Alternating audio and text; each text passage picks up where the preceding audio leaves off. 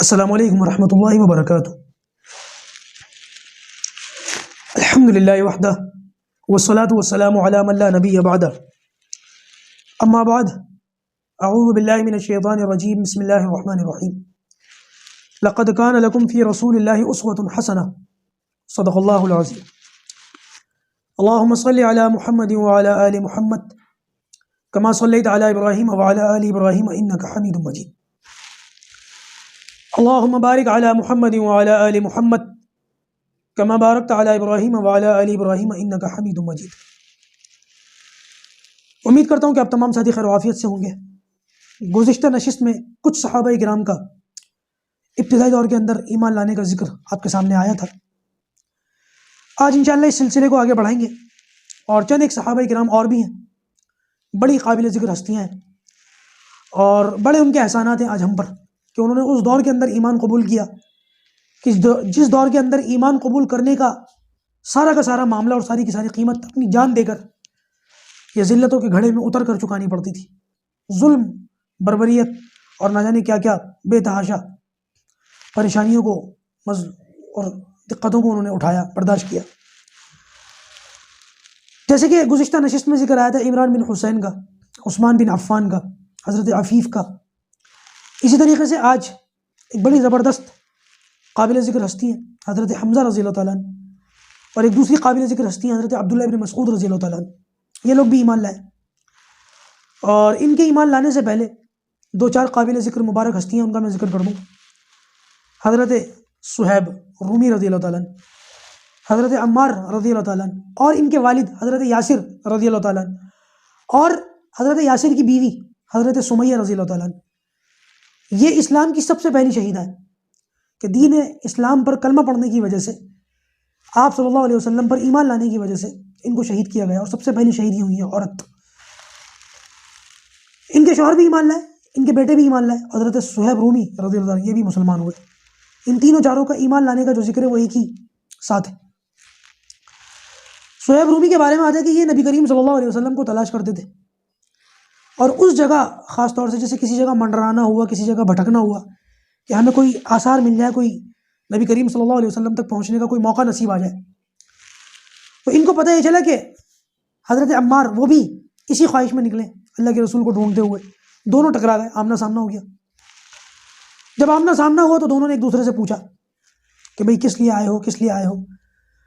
ظاہر سی بات ہے کہ حالات جس طریقے سے تھے، اپنی بات کو کھولنا نہیں چاہ رہے تھے، بتانا نہیں چاہ رہے تھے، کہ اگر ہم نے کھول دیا اور سامنے والا جو ہے وہ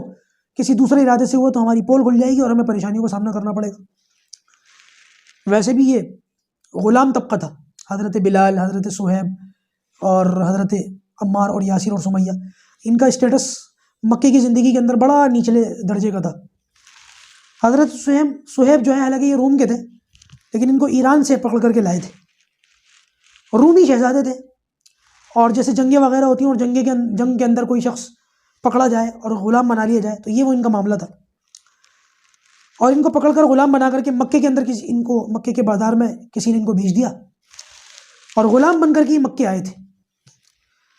تو حضرت عمار سے جب ان کا سامنا ہوا، مقابلہ نہیں سامنا ہوا، ایک دوسرے کے مقابل ہے، سامنے آئے،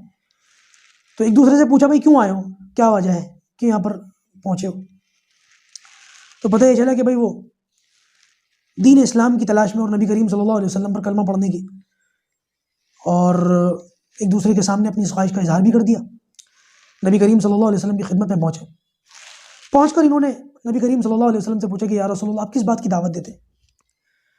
آپ صلی اللہ علیہ وسلم نے ان کو دین کی دعوت دی، اور جو قرآن مجید آپ صلی اللہ علیہ وسلم پر اس وقت تک جو بھی اترا تھا وہ ان کو پڑھ کے سنایا۔ دونوں کے دونوں مسلمان ہو گئے، اور جب سارا دن گزار کر کے حضرت عمار اپنے گھر پہنچے تو ان کی والدہ جو ہے حضرت سمیہ اور ان کے والد حضرت یاسر دونوں انتظار کر رہے تھے، پتہ نہیں کہاں ہے بچہ۔ اور جب یہ دونوں پہنچے تو انہوں نے پوچھا کہ تم کہاں تھے سارا دن؟ انہوں نے اپنی پوری روزات بیان کی، سارا واقعہ سنایا کہ ہم اللہ کے رسول صلی اللہ علیہ وسلم کو تلاش کر رہے تھے، اور آپ صلی اللہ علیہ وسلم پر کلمہ پڑھ کے ہم دین اسلام کے اندر داخل ہو گئے۔ اور وہ جو قرآن نبی کریم صلی اللہ علیہ وسلم نے ان کو پڑھ کے سنایا تھا، وہ قرآن انہوں نے اپنے والد اور اپنی والدہ کو پڑھ کے سنایا۔ روایت کے اندر آتا ہے کہ وہ دونوں کے دونوں کلمہ پڑھ کر اسلام کے اندر داخل ہو گئے۔ جب وہ دونوں بھی دین اسلام کے اندر داخل ہو گئے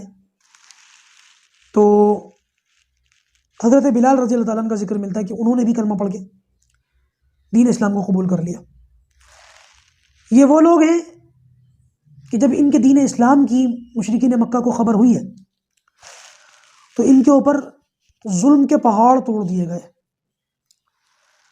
زمین کھود کر ان کو آدھا سینے تک یا پیٹ تک زمین میں ڈال دیا جاتا تھا، اور باقی کا آدھا حصہ ان کا اوپر ہوتا تھا، آدھا حصہ زمین کے اندر ہوتا تھا، آدھا حصہ زمین کے اوپر ہوتا تھا، اور اس حالت میں ان کے ہاتھ پیر سب زمین میں ہوتے تھے،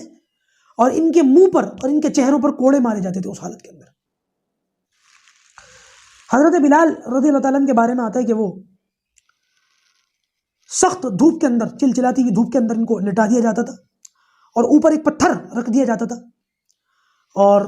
حضرت بلال رضی اللہ تعالیٰ عنہ جو ہے وہ اسی حالت کے اندر ہاتھ پڑھ کے بعض مرتبہ بے ہوش ہو جاتے تھے۔ بعض صحابہ فرماتے ہیں کہ ہماری کمر کی چربی سے ہمیں انگاروں کے اوپر گھسیٹا جاتا تھا، اور کمر کی چربی سے جو آگ اس سے بجھتی تھی۔ بہرحال اس انتہا کے عالم میں نبی کریم صلی اللہ علیہ وسلم جب وہاں سے گزرتے تھے اور ان کو اس حالت میں دیکھتے تھے تو ان کو صبر کی تلقین کر کے دیتے تھے، یا آل یاسر،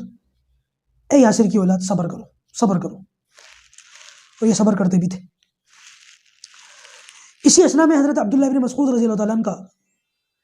کلمہ پڑھنے کا ذکر ملتا ہے۔ اچھا، یہ لوگ جو غلام لوگ تھے بیچارے، کیونکہ بیچارے غلام تھے، پریشان حال تھے، کوئی کہنے سننے والا نہیں تھا، کوئی پوچھنے والا نہیں تھا، تو اس حالت کو پہنچ جاتے تھے کہ جو ان کے اوپر ظلم اور جانوروں سے بھی زیادہ بدتر سلوک کیا جاتا تھا تو کیا جاتا تھا۔ ورنہ اسی دور کے اندر حضرت حمزہ بھی ایمان لائے، حضرت عمر بھی ایمان لائے، ان پر کسی کی ہمت نہیں ہاتھ ڈالنے کی، کیونکہ یہ لوگ غلام نہیں تھے، بڑے خاندانی لوگ تھے۔ تو حضرت عبداللہ بن مسعود رضی اللہ تعالیٰ عنہ ان کے بارے میں آتا ہے کہ عقبہ بن ابی معیط یہ نبی کریم صلی اللہ علیہ وسلم کا بڑا زبردست دشمن تھا، اور یہ اللہ کے رسول کا پڑوسی بھی تھا، دیوار ملی ہوئی تھی اللہ کے رسول کی اور اس کی۔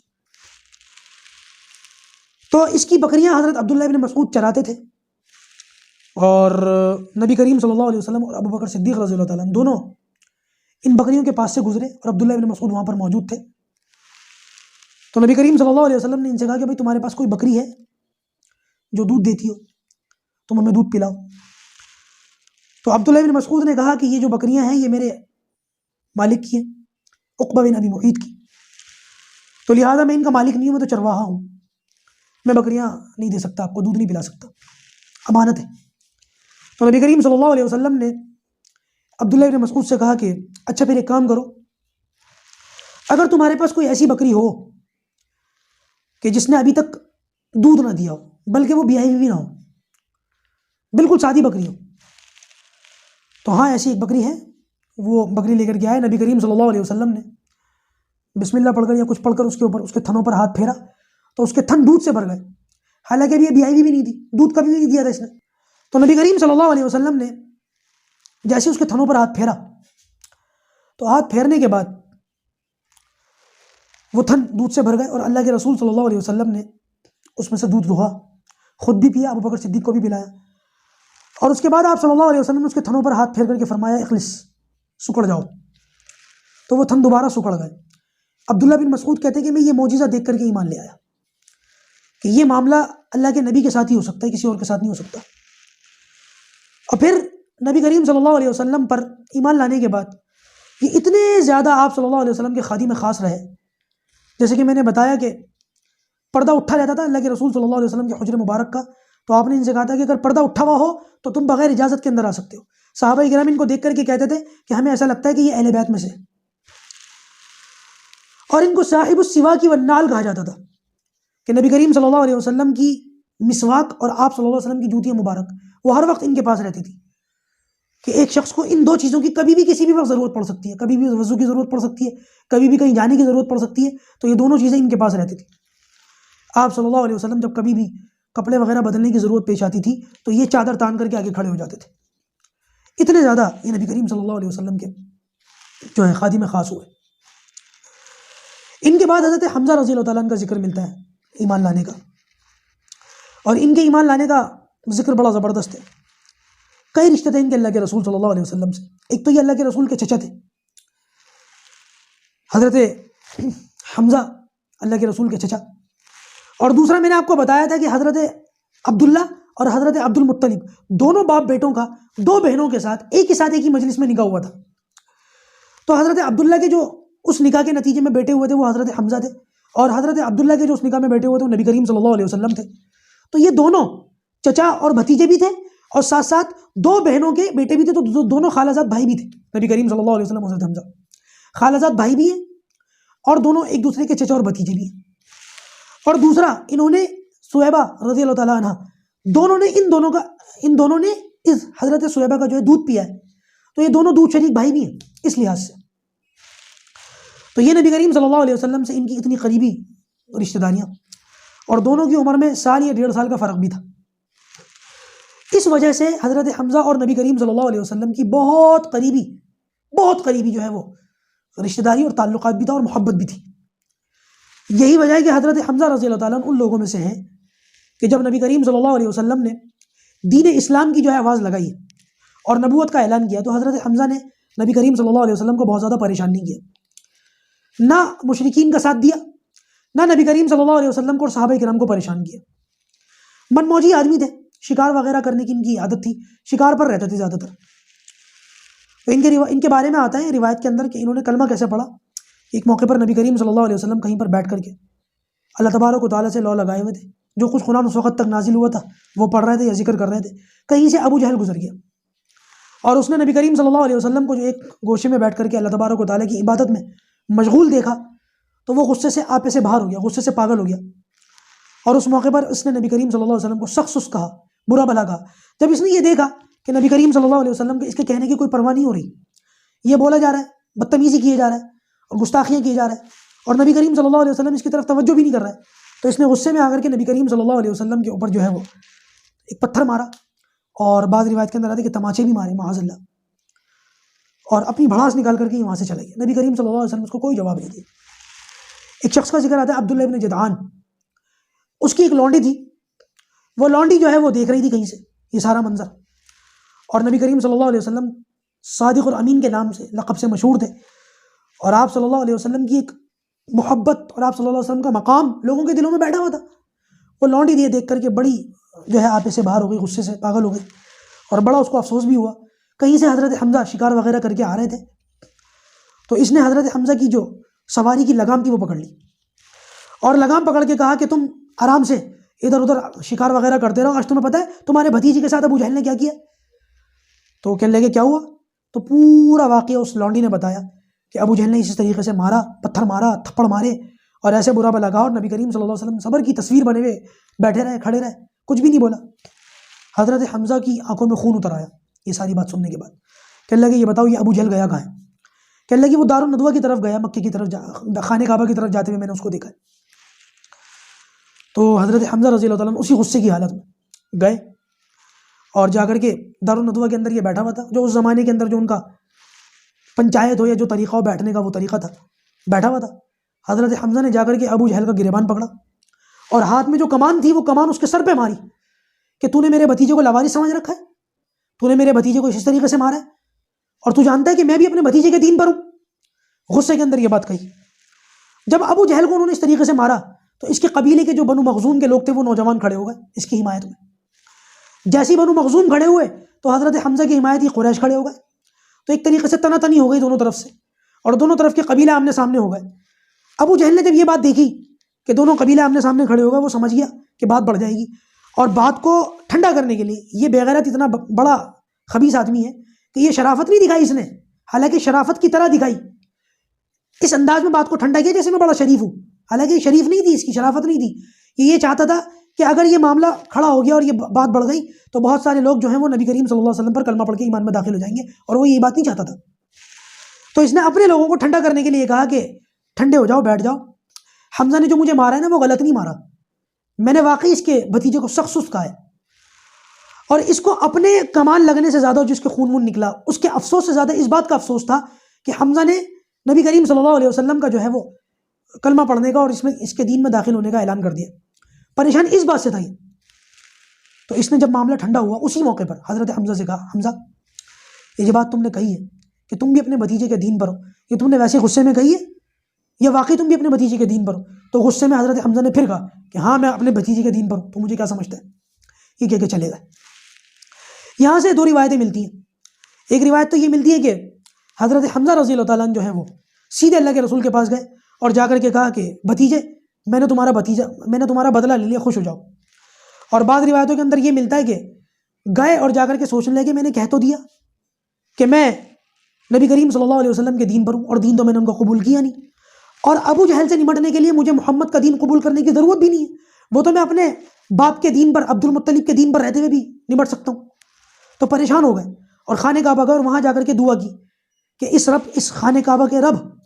تو میرے اوپر جو صحیح دین ہے اس کو کھول دے، اور اگر محمد کا دین سچ ہے تو میرے دل میں اس کو ڈال دے۔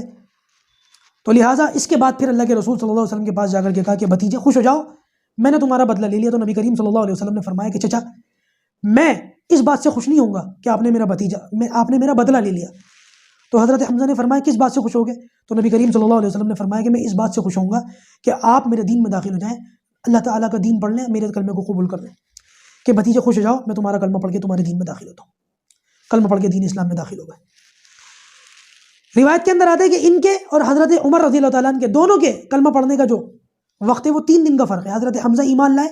اور حضرت حمزہ کے بعد جو ہے پھر 3 دن کے بعد حضرت عمر رضی اللہ تعالیٰ عنہ ایمان لائے۔ ان دونوں کے ایمان لانے کے بعد پھر مسلمان کھل کر سامنے آ گئے اور دار ارقم سے نکل کر مسلمان جو ہے وہ باقاعدہ حرم کے اندر کھڑے ہو کر کے نماز پڑھنے لگے۔ اور بعض روایتوں کے اندر آتا ہے کہ حضرت عمر فاروق رضی اللہ تعالیٰ عنہ جب ایمان لائے تو 40ویں نمبر پر ایمان لائے، 40واں نمبر تھا ان کا کلمہ پڑھنے کا۔ بہرحال یہ حضرت حمزہ، حضرت عبداللہ ابن مسعود، حضرت صہیب، عمار، یاسر اور سمیہ، ان حضرات کا جو ہے میں نے آج ذکر کیا کلمہ پڑھنے کا، ایمان لانے کا۔ بھائی سب کا ذکر کرنا تو پاسبل نہیں ہے،